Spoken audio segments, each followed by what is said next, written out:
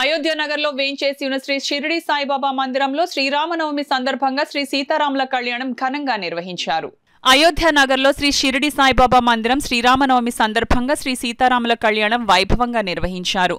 కొమ్మన సతీష్ దంపతులు పీట్లపై కూర్చొని సీతారాముల కళ్యాణాన్ని నిర్వహించారు. ఈ సందర్భంగా కొమ్మన సతీష్ చిన్న మాట్లాడుతూ అయోధ్య నగర్లో శ్రీ షిరిడి సాయిబాబా మందిరంలో 21 ఉత్సవమూర్తులను ఏర్పాటు చేయడం జరిగిందన్నారు. అందులో భాగంగా శ్రీ సీతారామ విగ్రహాన్ని కూడా ప్రతిష్ఠించడం జరిగిందని తెలిపారు. నవమి సందర్భంగా శ్రీ సీతారామ కళ్యాణం అంగరంగ వైభవంగా నిర్వహించడం జరిగిందని తెలిపారు. అనంతరం భక్తులకు భోజనాలను ఏర్పాటు చేశారు. ఈ ప్రాంతం మరో ఆధ్యాత్మిక కేంద్రంగా మారుతుందని తెలిపారు. ఈ కార్యక్రమంలో ఆలయ కమిటీ సభ్యులు తదితరులు పాల్గొన్నారు. యోగి నిలబడి బాబా నిలబడుతుందని అందరూ కూడా భావించారు. ఆ విధంగానే కూడా ఇది బాబా మందిరంగా తయారయ్యి విశిష్టత పొందింది. ఇక్కడికి ఎవరైతే వాళ్ళు ప్రతిదానికి విజయం పొందుతారు.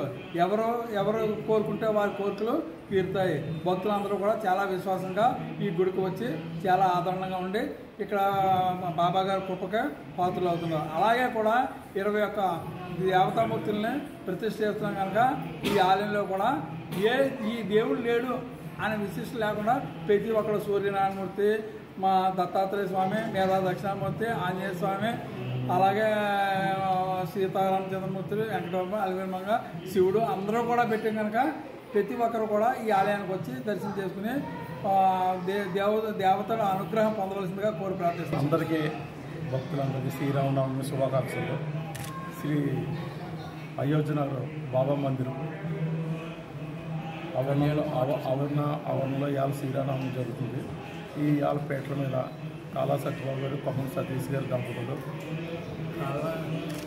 వరప్రసాద్ గారు కూర్చున్నారు. గుడి కూడా 18 ఎకరాలు అన్ని దేవుళ్ళు మందిరాలు పెట్టి మయ్యాన బాబా ఆంజనేయ స్వామి గారి విగ్రహం పెట్టి అయోధ్య రాముల వారి గుర్తుగా ఇక్కడ కూడా మా కమిటీ వాళ్ళందరూ